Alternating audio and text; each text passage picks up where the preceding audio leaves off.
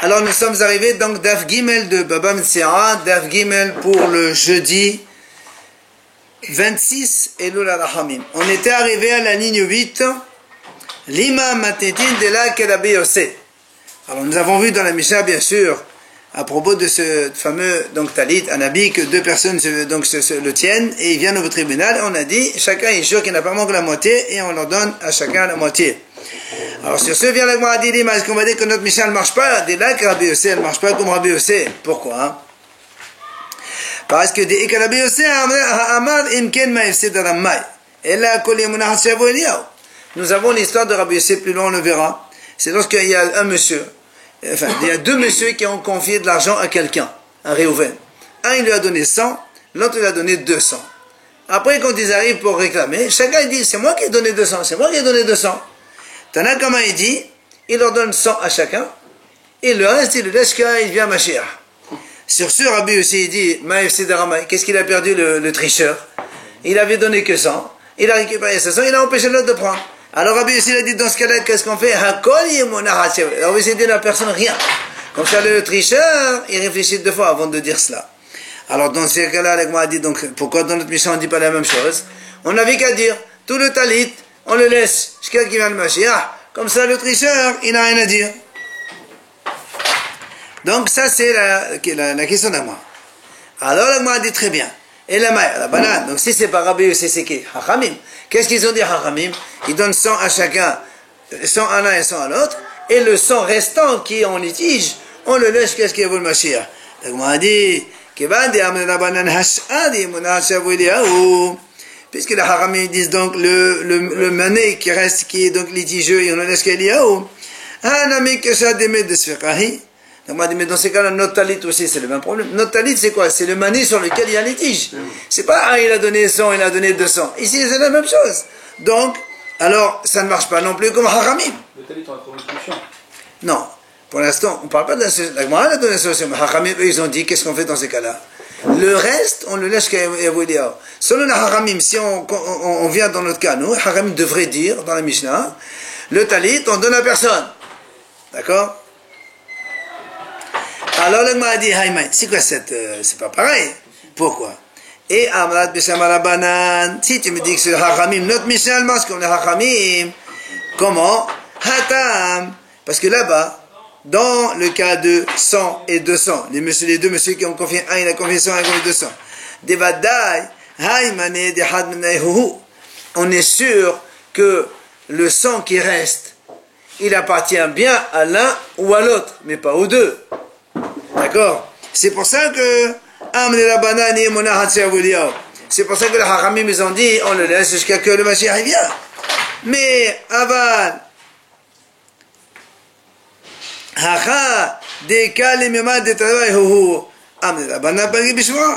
ici, Hachamim ils disent c'est pas la même chose. Ce satellite, c'est pas forcément il appartient à l'un ou à l'autre. Il pourrait appartenir aux deux si tous les deux l'ont trouvé en même temps. C'est pour ça que les Hachamim ils ont dit ici, ils jurent et ils prennent chacun la moitié. Donc pour selon Rabbanan ça marcherait très bien. Et là, et Amrat Rabbi Yossé, mais si tu me dis non, ça marche comme Rabbi Yossé, c'est pas du tout possible. Pourquoi? Si déjà là-bas, dans le cas de donc deux messieurs qui ont confié, un il a confié 100, l'autre il a donné 200. Après tous les deux ils réclament 200. Rabbi Yossé a dit on donne rien à personne. Alors on m'a dit là-bas on est sûr que le mané, le 100 il appartient à un et le 100 autre il appartient à ça, c'est certain. Oui. Et pourtant malgré tout Amar Rabbi Yossé Rabbi Yossé dit tout on laisse quelqu'un. Pourtant tu sais très bien qu'il y a bien 100 à Réhouven et 100 à Shimon. Alors que ici, mais ici, a fortiori, hein? Non, ça c'est le haramim qui ont dit ça. Rabbi Yossé a dit, mais dans ce cas-là, justement, l'Agma a dit, on pourrait dire. L'Agma a dit, comme ici tu dis, Rabbi Yossé, ici dans le cas où le talit, on n'est pas sûr qu'il appartient à l'un ou à l'autre. D'accord? Alors c'est pour ça que, a fortiori, que Rabbi Yossé dirait, on donne rien à personne et on laisse. Donc ça ne peut pas marcher. Alors l'Agma répond non.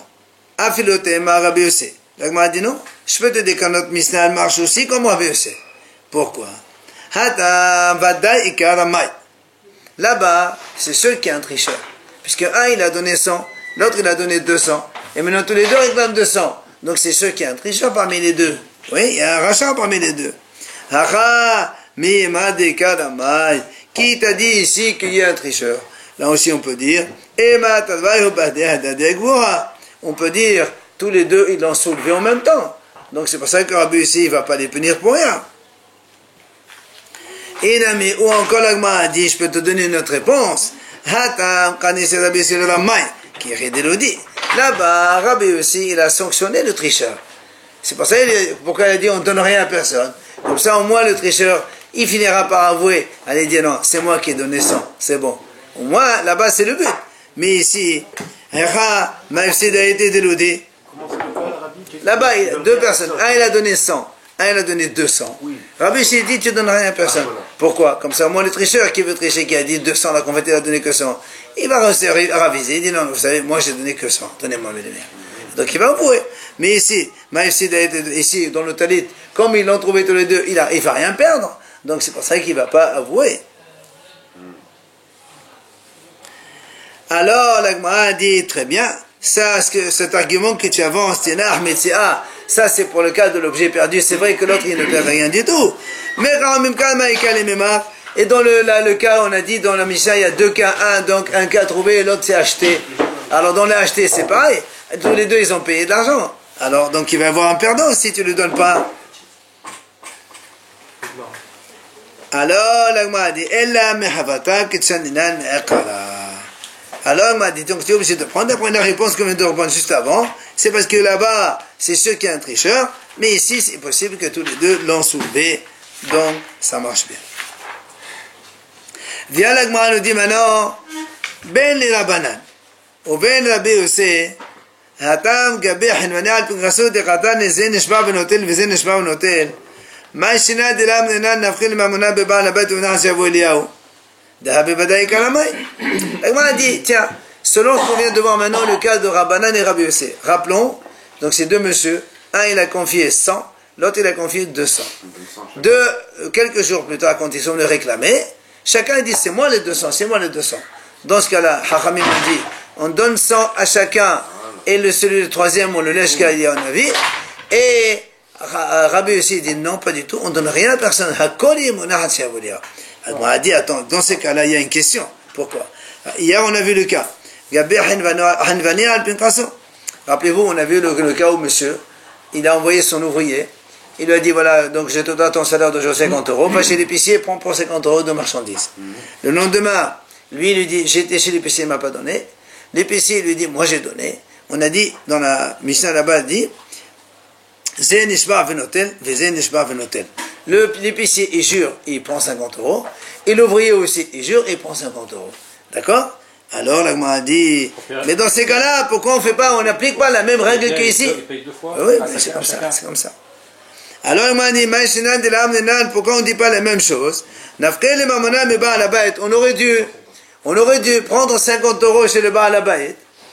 On prend 50 euros. Et on dit à l'épicier et à l'ouvrier, on les laisse, qu'est-ce qu'il va mâcher?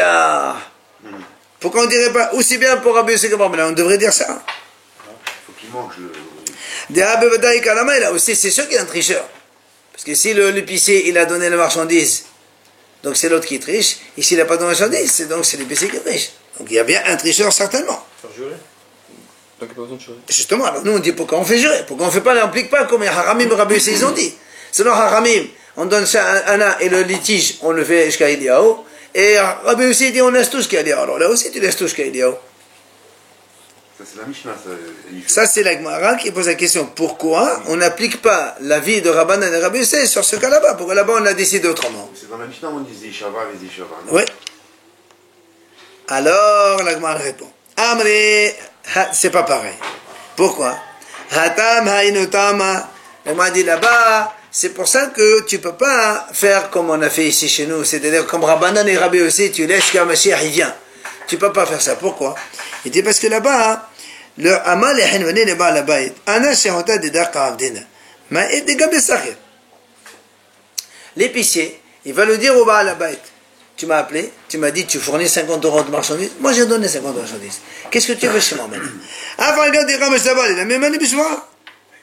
Il dit, même si tu veux il va me jurer comme quoi il n'a pas reçu. Moi, je ne le crois pas. Moi, je te crois à toi, tu m'as donné une mission, je l'ai fait. Mais lui, cet ouvrier, moi, je ne le connais pas. Je ne crois pas, même s'il jure qu'il n'a pas pris. Pour moi, je ne le crois pas. Donc, c'est l'affaire entre toi et moi, tu me payes mes 50 euros. C'est toi qui as le cru. Parce que si tu ne le crois pas, tu aurais dû me dire, attends, quand tu lui donnes la marchandise pour 50 euros, donne-lui avec 2 témoins, comme ça il n'y a pas d'histoire. Donc toi tu l'as cru, tu n'as pas voulu faire des histoires, ben moi je ne crois pas. Donc, c'est pour ça que tu ne peux pas dire, laisse l'argent jusqu'à Mashiach. Monsieur l'épicier te dit, monsieur, il n'y a pas de Mashiach ici. Tu m'as demandé de redonner marchandise, j'ai donné, paye-moi mon argent. Et, Vesachir Nami, l'ouvrier aussi dira la même chose au propriétaire, à son employeur. Il lui dit, Amal et les ba'alabayt, Ana avdi avit tagaba. Moi, j'ai bien travaillé chez toi. Tu me dois 50 euros. Maït les gabi hanwani, qu'est-ce que tu veux que j'ai chez l'épicier d'histoire, moi? Moi, je te connais, je te crois. Avant Gabdi Mestabal. Mais lui, quand il me jure, moi, je ne crois pas, cet épicier. D'où je connais, moi. C'est pour ça, car, c'est pour ça, là-bas, on n'a pas eu de solution. On n'a pas dit, on laisse quelqu'un qui vient le Mashiach. Là-bas, on a donné la solution. Chacun, il jure et il prend ce qu'il, donc, il mérite de prendre. Ça, on s'en fout. On verra quand on arrivera là-bas quelle est la solution. Donc le Ba'alabayt, pour le moment, il paye les deux. Il paye les deux. Ça, on n'a pas le choix. Tani Rabbi Hiya. Alors vient ici Rabbi Hiya nous enseigne un cas. Avant, il faut comprendre le cas de la Torah. La Torah a dit, lorsqu'un homme, il vient, il dit à un autre, tu me dois 100 euros. L'autre, il avoue, il dit, je te dois que 50 seulement. La Torah a dit, tu payes 50 et tu jures sur le reste. C'est ce qu'on appelle Modé B'Mersat Hayav Shvoa. Quand tu avoues une partie de la réclamation, tu jures. Ça, c'est le cas typique de la Torah. Bien, Rabbi Haï nous dit, Mané li be'atra. Quelqu'un, il dit à Réhouven, il dit à Shimon, tu me dois 100. Mané. Be'hala omer, il est chabedik l'homme. Shimon, il dit, monsieur, je te dois rien du tout. Normalement, il ne paye pas. Seulement, il y a 2 témoins qui viennent, ils disent, non, on a vu qu'il lui a donné 50. Il doit payer. Attends. Alors, noten le Hamishim Zouz, il est obligé de donner 50 euros, ça c'est sûr, 50 Zouz. Seulement, Rabbi Hiya nous dit, il doit jurer sur les autres. C'est-à-dire que Rabbi Hiya, il considère que celui-là, c'est le même statut que Modé B'Mirsat. En fait, il n'a pas avoué, mais les témoins, comme si que les témoins le font avouer 50, alors tu jures sur le reste. Comme il dit d'ailleurs, il dit comme ça, c'est-à-dire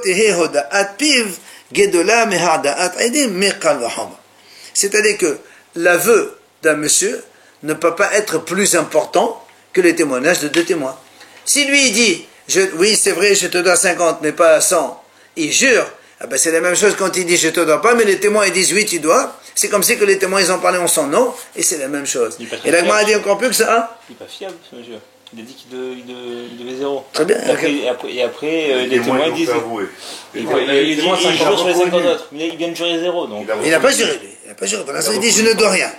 Il a dit je ne dois rien. Les témoins sont venus, il est obligé de payer. Alors, Rabbi Hiya dit, il jure sur le reste. On verra après comment on peut faire jurer les gens qui sont comme ça.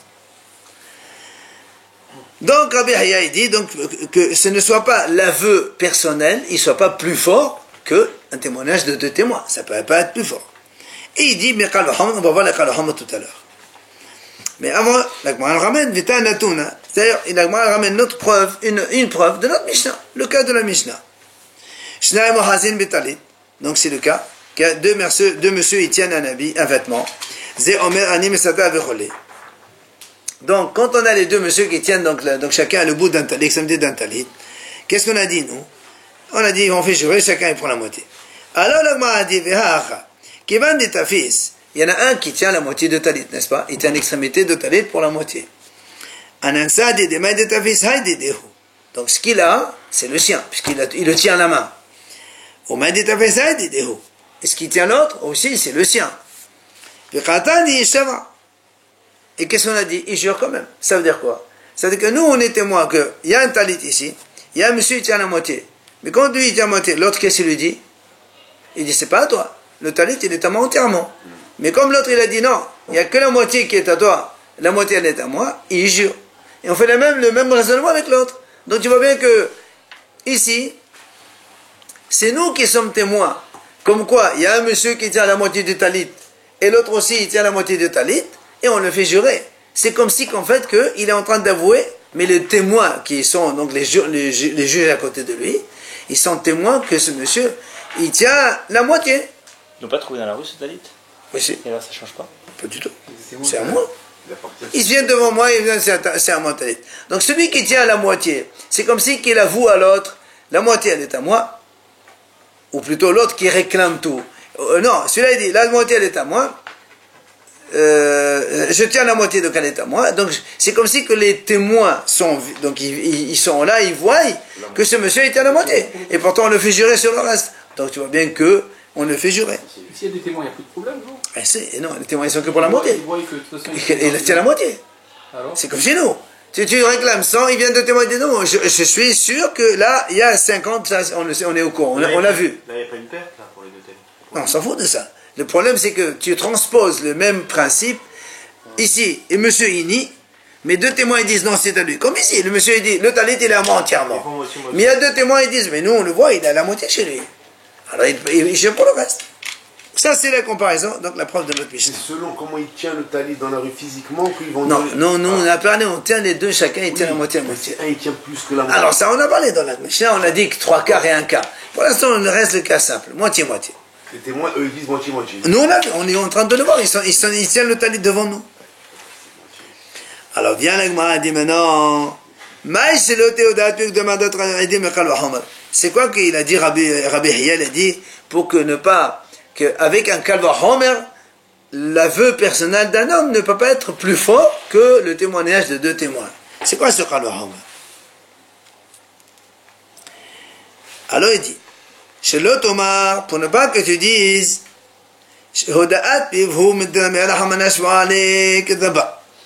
parce que moi, dit, parce qu'on aurait, toi tu as dit, c'est avec un kalahama que fait ça. Parce que s'il n'y avait pas de kalahama, tu aurais dit que c'est différent. Pourquoi c'est différent?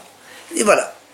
Rappelez-vous, on a dit, pourquoi quand quelqu'un, Rabba, il a expliqué la Torah qui a dit, quand quelqu'un il avoue une partie, il jure sur le reste, pourquoi? On a parlé de ça il n'y a pas longtemps non plus, aussi. De Amar Rabba, il a dit, mais pourquoi la Torah a dit, quand quelqu'un il avoue la moitié, voilà, une partie de la réclamation, il jure? Il dit parce que un homme ne peut jamais être effronté devant celui qui lui a prêté de l'argent. Quelqu'un il t'a prêté 100. Tu vas pas demain, il va te dire remboursement, tu dis non, c'est impossible, les gens ils sont pas comme ça. D'accord? Celui-là, il voulait tout nier. Mais, comme on a dit, il ne peut pas nier. C'est il te prête, il te fait un service, maintenant tu viens, tu oses nier complètement le bien qu'il t'a fait. Et alors, maintenant, puisqu'il ne peut pas oser faire le vilain, donc il voulait tout avouer. Alors pourquoi tu n'avoues pas tout? Puisque tu ne peux pas oser être effronté comme ça. Parce qu'en fait, il n'a pas l'argent pour payer maintenant. Il n'a pas la totalité de la somme. Alors qu'est-ce qu'il dit? Ça va, il dit, moi je dois que la moitié. Et lui, dans sa tête, dès que j'aurai l'autre moitié, si tu veux, je rembourserai, je compléterai. Et lui, dans sa tête, il est comme ça. Il va jurer sur l'autre moitié. Et justement, c'est pour ça, nous, c'est pour ça que la Torah a dit, fais le jurer, comme ça, moi, lui, quand il dit, toi tu lui dis, voilà, tu me dois 100. Lui, il dit, moi je te dois 50, c'est vrai. En vérité, il sait très bien qu'il doit 100. Mais il dit 50, comme ça, après il donne les 150. Mais sans jurer. Alors, Rabbi dit non, ça marche pas comme ça. Jure comme quoi, tu dois aussi le reste. C'est pour ça que Rabbi il explique. Donc ça, c'est quand lui, il avoue. Ce raisonnement, on le fait par rapport au monsieur, qui ne peut pas oser. Mais l'Agma a dit, mais, quand les deux témoins, si quelqu'un, le cas de Rabbi Hiya, un monsieur il dit à l'autre, tu me dois 100. L'autre, qu'est-ce qu'il lui dit? Je te dois 0. Il vient de témoins, ils lui disent, non, il doit 50. Donc tu vois bien que là, on ne peut pas raisonner comme il a raisonné Rabba. Ah ben il a dit normalement quelqu'un il n'est pas effronté, il peut pas... Et là il a été effronté, il a toi nié, qu'est-ce que tu veux? Donc tu ne peux pas appliquer la même loi. Donc on aurait pu dire, c'est pas la même chose. Alors, Kamash Malan, c'est pour ça que Rabbi dit non, c'est pareil. Que ce soit lui qui avoue une partie de la somme, ou que ce soit les deux témoins qui avouent, comme quoi ils sont témoins qu'il a bien pris cela, alors il doit jurer sur le reste. Pourquoi? Qalva Homer. On m'a dit, c'est quoi ce Qalva Homer? Omer Qalva Homer. Quand on dit Qalva Homer, c'est-à-dire, si déjà la bouche du monsieur, c'est ça, a fortiori les témoins. D'accord? Alors on m'a dit, c'est quoi ce Qalva Homer? Pourquoi la bouche, c'est moins fort que les témoins? Il dit, parce que, il dit, Uma, fiu, she'en mehayvo mamon, mehayvo shura. Il dit, shemehayvo noto mamon, eno din shemehayvo noto shura. On m'a dit comme ça, si déjà la bouche, quand quelqu'un, il avoue, en mehayvo mamon, nous on sait, quelqu'un qui avoue un knas. Regardez, un voleur, il vole, oui. Si le lendemain il vient, il avoue, combien il paye? 100.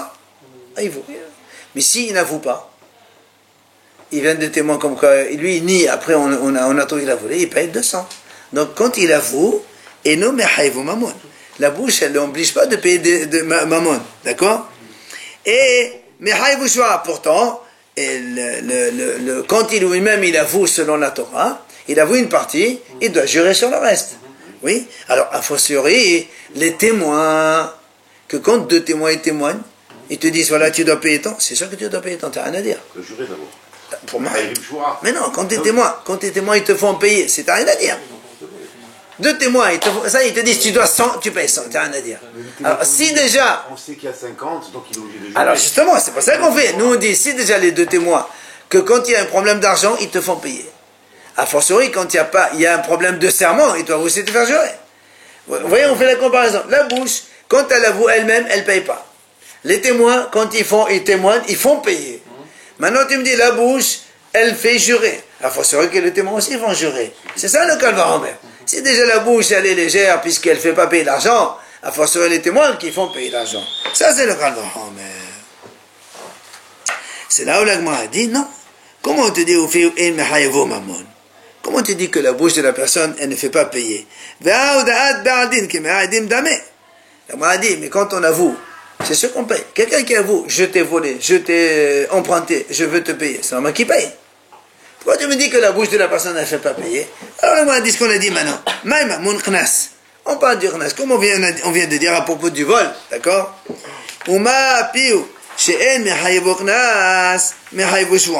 Si déjà la bouche, elle ne fait pas payer le double, comme on a dit pour le voleur par exemple, eh bien, elle le fait jurer. Les témoins qui le font payer donc le knas, le double, a fortiori qu'ils le font jurer. Donc tu vois bien qu'il y a un Qalva Homer, que les deux témoins ont plus de force que la bouche de la personne.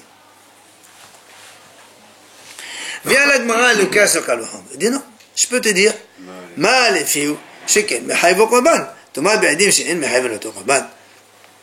La Gemara dit, la bouche, elle est plus importante que les témoins. Tu sais pourquoi? Prends la bouche. Quelqu'un, il vient, il dit, voilà, monsieur, il a volé, ou il a nié, il a juré. Maintenant, il vient, il avoue.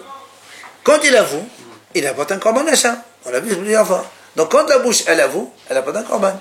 Mais quand des témoins, un monsieur, il dit, moi, il jure que c'est pas vrai. Après, deux témoins, ils disent, mais oui, c'est ça. Ben, ils le font payer, mais il ne faut pas jurer. Donc, tu vois bien que la bouche, elle est plus grave que les deux témoins. Puisque la bouche, elle apporte un korban, alors que les témoins, il ne faut pas apporter un korban. Donc, tu ne peux pas me dire, il y a un Qalva Homer, que la bouche, elle est petite et les témoins, ils sont plus forts. C'est pas vrai. Ici, dans ce cas-là, la bouche, elle est plus forte que les témoins. C'est pour quelqu'un qui avoue, peut-être. En tout cas, ça existe le cas. Ça existe le cas. La bouche, elle est plus forte que les témoins. Le fait qu'il a avoué, ben, elle est plus forte, sinon. Voilà, c'est dans un cas où la bouche, elle est plus forte. Tu ne peux pas me dire, si déjà la bouche, elle est faible, les témoins, ils sont plus forts. Mais d'accord, mais voilà, tu ne peux pas généraliser. Tu donnes un principe, donne-le jusqu'au bout. Alors, malgré tout, la Gemara répond. Elle dit, ça, c'est pas une objection. Pourquoi?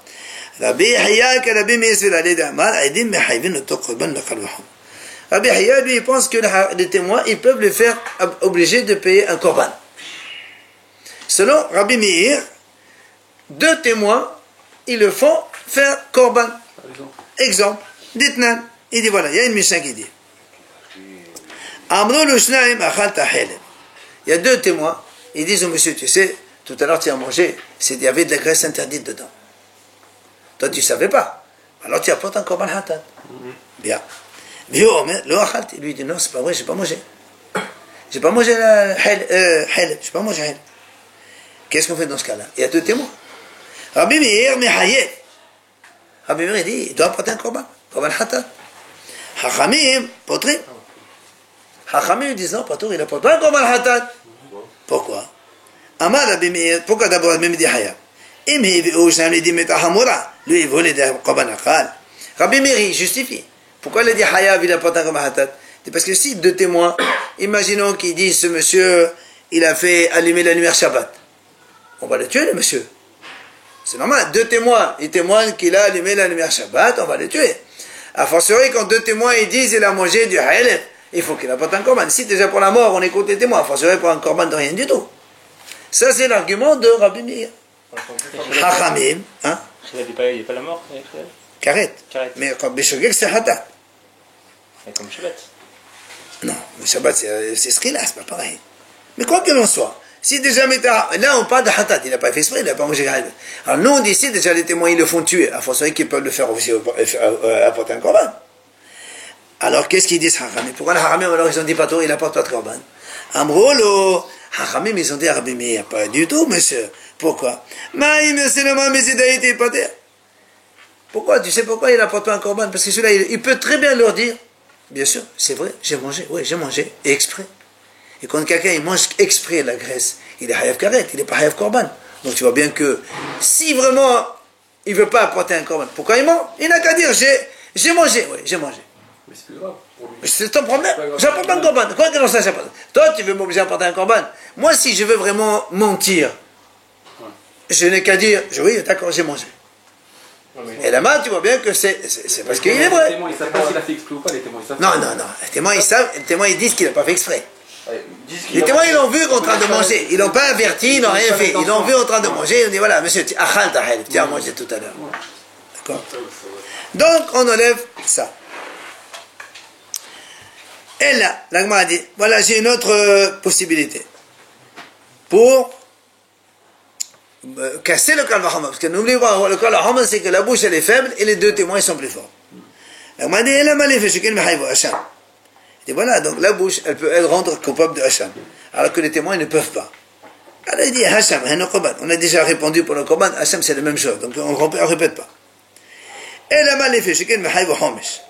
Elle m'a dit voilà, regarde le cas. Un monsieur, il vole, après il jure qu'il n'a pas volé, après il avoue, il doit payer la somme, le Korban, plus un 5e. Quand lui, il avoue.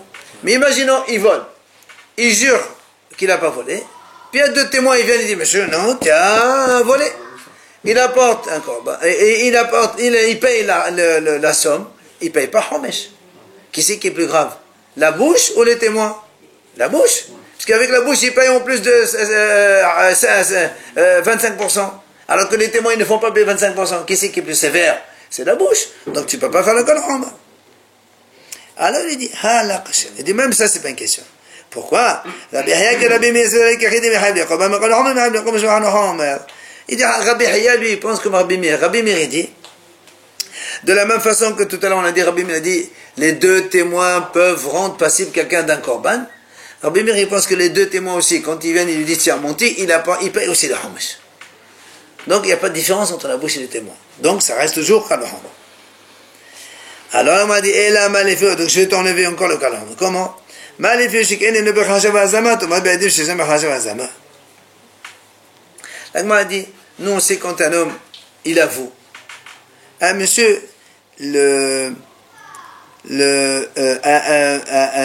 maléfique, et ne berhacha, évidemment. Imaginons, un monsieur il dit à l'autre, je te dois 1000. Ok? Ils viennent de témoins, ils disent non, c'est pas vrai. Non, c'est pas vrai. Et la preuve, tu étais avec nous quelque part, je sais pas quoi. Il doit combien, il dit, témoins? Et rien. Qui on écoute? Celui qui dit, c'est vous. C'est lui. Celui qui a dit l'avou. Donc tu vois bien, deux témoins, ils ne peuvent pas démentir un monsieur. Tu as parlé, tu as dit je te dois 5, 100, 1000, 2000, ce que tu veux. Il vient de témoins, il dit non, c'est pas vrai, ils s'en foutent de moi. Donc les deux témoins ne peuvent pas démentir la bouche de quelqu'un. Mais par contre, non, on parle dans ce cas-là. Justement, mais Thomas, alors mes deux témoins, quand ils font un témoignage, ils peuvent être démentis par deux autres témoins. Donc qui c'est qui est plus sévère? La bouche, elle est plus forte, puisqu'elle ne peut pas être démentie par deux témoins, alors que les témoins, ils peuvent démentir par deux témoins. Donc là aussi. Donc tu vois bien que la bouche, elle est plus forte, donc alors il tombe. C'est pour ça que le Gemara a dit, tu sais quoi? Et là, le Kaloham à la terre, mais Aïdehat. Le Kaloham, on le fait à partir d'un témoin, pas à partir de la bouche. Comment? On dit comme ça. Ouma Aïdehat, c'est Mehaibou Mamon, Mehaibou Shwa. Aïdim, c'est Mehaibou Notomamon, Mehaibou Shwa. On dit comme ça, c'est déjà un témoin. Imaginons, moi j'ai dit à quelqu'un, tu me dois 1000. Il y a un seul témoin qui était présent. Un témoin, on ne peut pas payer. Mais il le fait quand même jurer. Alors moi, dit, si déjà un témoin, il ne me fait pas payer, mais il fait jurer. Deux aïdim qui le font payer, à fortiori qui le font jurer. Donc ça, c'est l'argument de Rabbi Hiya. Là aussi, Kaloham. Alors la Gemara, elle va aussi enlever ce Kaloham. Il dit non. Ma li aïdi had shikana al mashi hu me'id hu nishba. Tomal ba'aidim sha'al mashi kafan hu nishba. La Gemara dit, c'est pas du tout le même. Ce Kaloham, il n'est pas du tout parallèle du tout. Pourquoi? Quand un témoin et témoigne. Moi, je dis à quelqu'un, tu me dois 1000. Lui, il me dit non. Il vient un témoin et dit, c'est vrai, tu dois. Donc le témoin, il témoigne pour combien? Pour 1000. Et moi, je jure pour 1000. Puisque le témoin est... Donc le témoin, il témoigne, et moi, enfin, je jure sur le témoignage du témoin. Mais quand il y a deux témoins maintenant, ils me disent, comme là, dans notre cas, de Rabbi Hiya, moi, je dis, tu me dois 100, 1000, en disant 1000. Lui, il me dit, non, je te dois rien. Il vient deux témoins, ils disent, non, tu dois 500. Qu'est-ce que je fais? Je paye 500. Et après, je jure pour les autres 500 qui restent. Donc, quand je jure pas pour le témoignage qu'ils ont témoigné. Je jure pour l'argent qui n'a pas été témoigné. Donc, c'est pas du tout la même chose. Voilà, mais c'est pas sur le... Comme si tu as pour toi. Mais je ne jure pas sur l'argent que le témoin, il a parlé. Je jure sur l'autre partie que les témoins n'ont pas parlé. Donc, tu peux pas comparer les deux. Et là, là-bas, encore une fois, il vient. Il dit, c'est-à-dire, nous on sait que, ce qu'on appelle Gilgul Shva, quand quelqu'un, par exemple, dans ce cas-là, quelqu'un, il y a un seul témoin. D'accord? C'est ça. Après,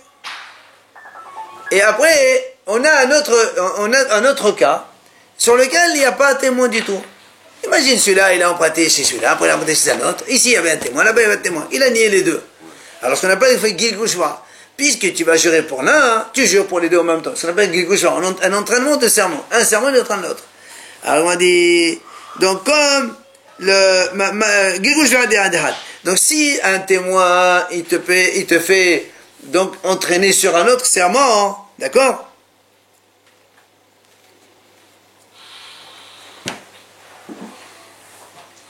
Et donc, qu'est-ce qui se passe ici?